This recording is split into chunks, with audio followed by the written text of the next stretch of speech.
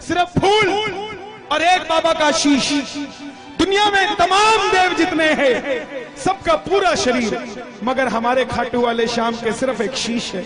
क्यों है जरा सुनिएगा प्रेम से। बेशक ताली मत बजाना, बेशक मत गाना, मगर सुन लेना भाव से, बेड़ा पार सुनने से हो जाएगा साहब। कह देना हरे का तू है सहारा सामरे, हमने भी तुझको है पुकारा सामरे। हरे का तू है सहारा सामरे, हमने भी तुझको है पुकारा सामरे। नहीं और सहा जाए, अब बोल कहाँ जाए, नहीं और सहा जाए, हारे का तू है सहारा सावरे, हमने भी तुझको है पुकारा सावरे। हारे का तू है सहारा सावरे, हमने भी तुझको है पुकारा। और ये बात शुरू होती है महाभारत के उस युद्ध से जो युद्ध हुआ पांडवों और कौरवों के बीच। कौरवों की रखवाली कन्हैया की नारायणी सेना कर रही थी और पांडवों की रखवाली गोविंद मेरो है, गोपाल मेरो है, गोविंद मेरो है, गोपाल मेरो है, शिवा के बिहारी नंदलाल मेरो है, के बिहारी नंदलाल मेरो है, गोविंद मेरो है, गोपाल मेरो है। मेरो है, गोपाल। कौन है ये खाटू वाले श्याम जी? पांडवों में भीम के पुत्र हुए घटोत्कच, और घटोत्कच के पुत्र हुए महाबली बर्बरीक। बोलिए महाबली बर्बरीक की। बाल घुंघराले थे, बर्बर थे, इसलिए नाम पड़ा बर्बरीक। जन्म लेते ही 14 बरस की आयु ग्रहण की, और जैसे डॉक्टर का बच्चा डॉक्टर बनने की सोचता है, इंजीनियर का इंजीनियर क्षत्रिय परिवार से थे, कुछ शक्ति प्राप्त करने की सोची। माता अहलावती के लाल है, बोलिए अहलावती के लाल की। माँ के पास गए कि माँ मैं कुछ शक्ति प्राप्त करना चाहता हूँ, और माँ ने कहा माँ दुर्गा की तपस्या करो अगर शक्ति चाहिए तो। और शिव के बिना शक्ति अधूरी, शक्ति के बिना शिव अधूरे। चल पड़े बर्बरीक माँ दुर्गा को मनाने, और बोल पड़े भोले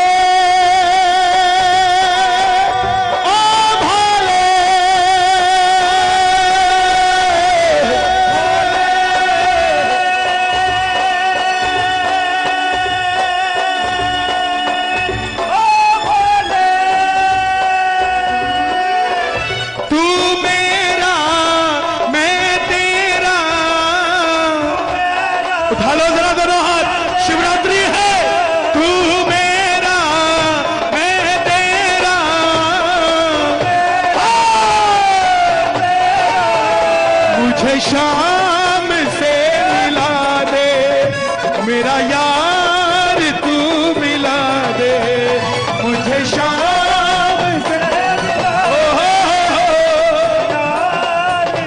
और माँ दुर्गा की तपस्या से 3 बाण ऐसे प्राप्त किए जिससे तीनों लोग जीत सकते थे। जब आदमी के पास धन आता है तो खर्चने का मन आता है, और जब शक्ति आती है तो इस्तेमाल करने का मन आता है। बर्बरीक के भी मन में उठा कि मैं भी महाभारत के युद्ध में जाकर अपना कौशल दिखाऊं।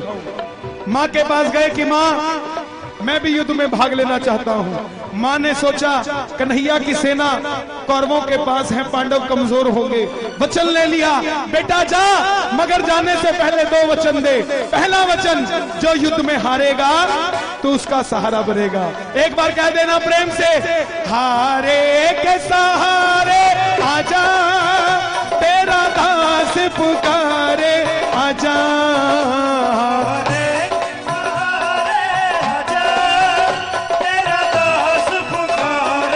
आजा ओ हम तो खड़े तेरे द्वार, सुन ले करुण पुकार।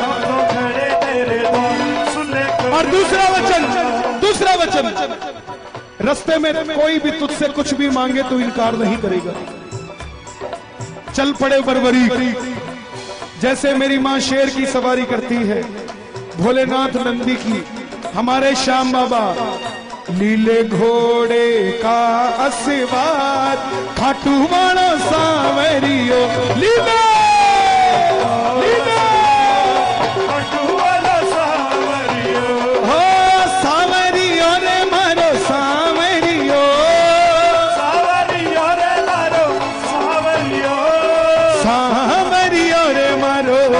सावरियो होली ने घोड़े का सवार खाटू वाला सावरियो।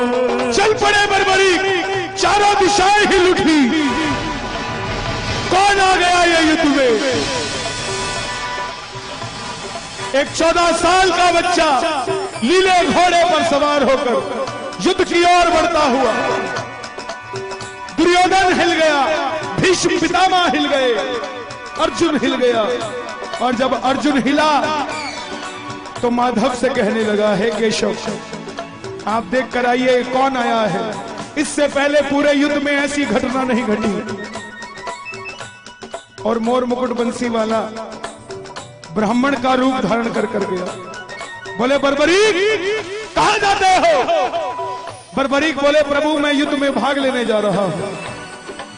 ब्राह्मण देवता बोले बेटा वहां तो इतने बड़े बड़े योद्धा हैं, तेरे पास कौन सी शक्ति है जो युद्ध में लड़ने जा रहा है? बर्बरीक बोले प्रभु जिसे आप महाभारत का युद्ध कहते हैं, आज्ञा दीजिए अहलावती का लाल एक ही बाण में महाभारत का युद्ध समाप्त कर देगा। ब्राह्मण देवता बोले बेटा बातें करनी आसान है, अच्छे दिन आने वाले हैं, लाने में पसीना आ जाता है, साबित करके दिखा। सामने पीपल का पेड़ था, बर्बरीक ने चढ़ाया प्रत्यंचा पे बाण और एक ही बाण से पूरे पेड़ के पत्ते भेद दिए। एक पत्ता ब्राह्मण ने अपने पांव के नीचे दबा लिया। आखिर में वो बाण ब्राह्मण के पांव के ऊपर घूमने लगा। बर्बरीक बोले प्रभु पांव हटाइए, एक पत्ता आपके पांव के नीचे है। ब्राह्मण देवता मान गए, अगर ये युद्ध में चला गया तो सबको ढूंढ ढूंढ के मारेगा। बोले बर्बरीक किसका साथ दोगे? बर्बरीक बोला प्रभु मैं अपनी माँ को वचन देकर आया हूँ, हारे के सहारे आजा तेरा दास पुकारे, आजा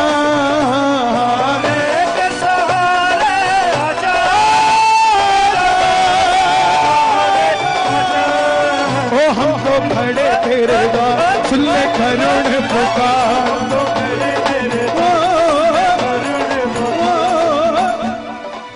ब्राह्मण ने घेर लिया। छलिया है ना मोर मुकुट बंसी वाला, किसी का नहीं हुआ। जन्म लिया तो देवकी को छोड़ दिया, यशोदा ने पाला, यशोदा को छोड़ दिया। राधा से प्रेम किया, राधा को छोड़ दिया। ब्रज में रहा, ब्रज को छोड़ दिया। रिश्तेदारों को आपस में लड़ा के छोड़ दिया। ये किसी का नहीं हुआ। बोले बर्बरीक ये कैसा वचन दे दिया, हारे का सहारा। अगर तू पांडवों की तरफ हुआ तो कौरव हारने लग जाएंगे तो तू कौरवों की तरफ हो जाएगा, और अगर कौरवों की तरफ हुआ तो पांडव हारने लग जाएंगे तो तू पांडवों की तरफ हो जाएगा। इससे तो युद्ध का निर्णय नहीं निकलेगा। बर्बरीक बोले प्रभु मेरा मार्गदर्शन कीजिए, मेरी शक्ति विफल चली जाएगी। ब्राह्मण देवता बोले हे बर्बरीक, हे महानायक, कलयुग में इस धरती के कल्याण के लिए एक शीश का दान चाहिए, और वो शीश का दान 3 महाबलियों में से किसी एक का हो सकता है। या तो भगवान श्री कृष्ण का, या अर्जुन का, या बर्बरीक तुम्हारा। कन्हैया की बलि नहीं ले सकता, उसने युद्ध रचना है। अर्जुन की बलि नहीं ले सकता, उसने युद्ध खेलना है। तो बच्चे तुम अपने शीश का दान दो और इस धरती का कल्याण करो। बर्बरीक बोले प्रभु ये निकाली तलवार अहलावती का लाल, ये मौरवी नंदन आपका वचन देता है शीश दान में दिया जाएगा। मगर आप कौन है? साधारण ब्राह्मण शीश का दान नहीं मांग सकता, और मेरे कन्हैया ने अपना विराट रूप दिखाया और झोली पसार कर खड़ा हो गया। मांगा शीश का दान मुरली वाले ने, मांगा शीश का दान मुरली वाले, और बर्बरीक ने निकाली तलवार, दे दिया शीश उतार खाटू वाले ने।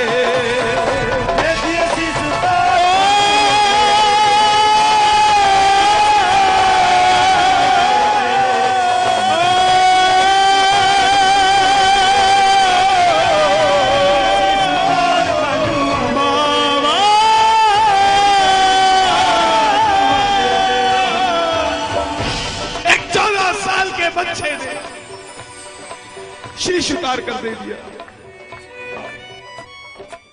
मगर बोला प्रभु योद्धा हूं, लड़ने आया था, लड़ नहीं पाया, देखने की इच्छा रखता हूं। कन्हैया ने उस शीश को अमृत पिलाया और सोलन के पास प्रचूड़ पर्वत है, गूगल उसे चूड़धार पर्वत कहता है, उस पर वो शीश रखा गया।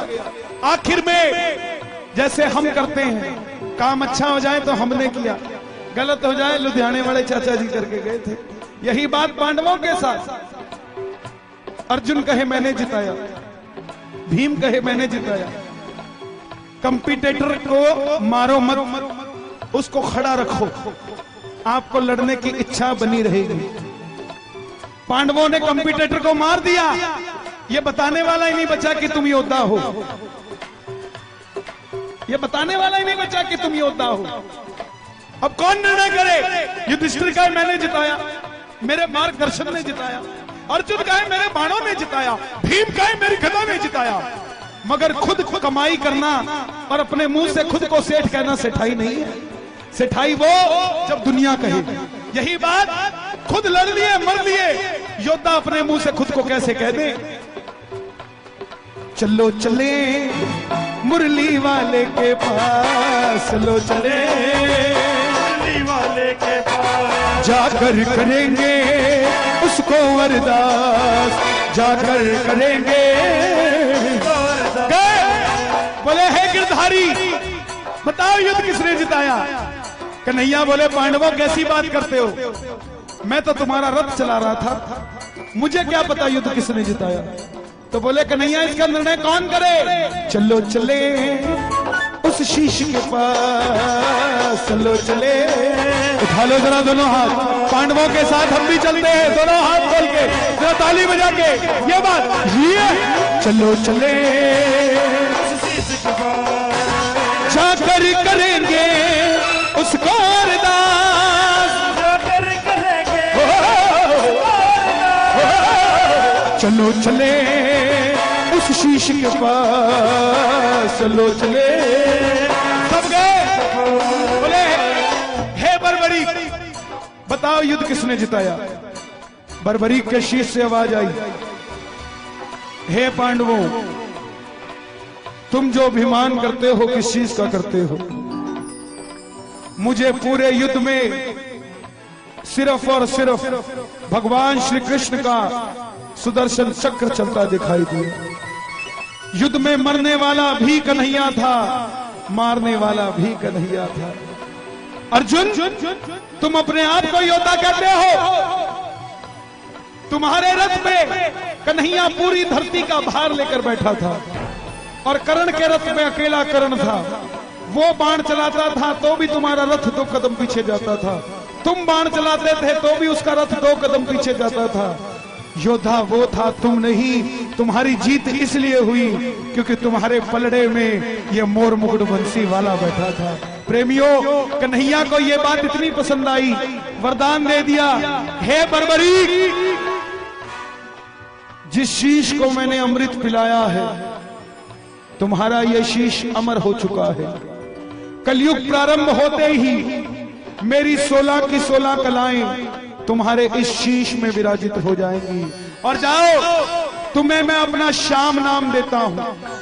कलयुग में कोई श्याम पुकारेगा तो उसकी मदद ये मुरली वाला नहीं, तू खाटू वाला श्याम बनकर करेगा। और जो वचन तूने अपनी मां को दिया, हारे का सहारा, जो भी हार कर तेरे दरबार में आ जाएगा उसे दुनिया में कोई दोबारा हरा नहीं पाएगा। और दूसरा वचन कि जो भी कुछ भी मांगेगा तू इनकार नहीं करेगा। तेरे दरबार में ये कथा सुनकर जो पहली बार कुछ भी मांग लेगा सच्चे दिल से, अगर उसकी नियत सही होगी तो उसको तेरे दरबार से जरूर मिलेगा। ये वही खाटू वाला श्याम है। एक बार कह दो जय श्री श्याम। छोड़ेंगे ना हम तेरा द्वारो बाबा, मरते दम तक छोड़ेंगे ना हम तेरा द्वार ओ बाबा, मरते दम तक, मरते दम नहीं अगले जन्म तक, मरते दम नहीं देखो जन्म तक। इसके इसके बाद एक दो भजन और सुनाऊंगा, फिर आरती करेंगे बाबा की। आनंद आ रहा है तो जरा दोनों हाथ उठाना, प्रेम से कह दो, हो मरते दम नहीं अगले जन्म तक,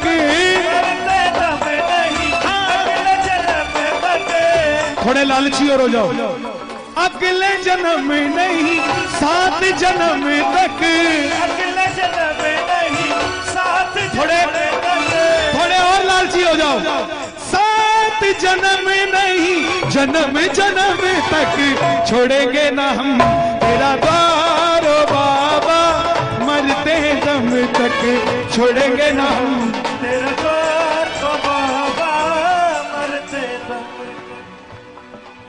निर्बल को बल हो देते अजब तुम्हारी माया हो बाबा, अजब तुम्हारी माया, हो बाबा, अजब तुम्हारी माया, खेल तेरी शक्ति का जग में कोई समझ न पाया हो बाबा। कोई समझ न पाया। हमारे दिल्ली में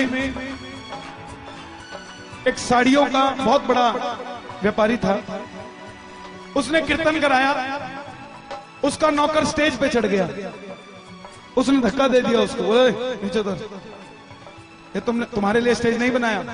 उस नौकर ने क्या किया? उस नौकर ने कुछ नहीं किया, नौकरी तो उसी रात छोड़ दी सेठ की। इस सेठ को बोला, हे मालिक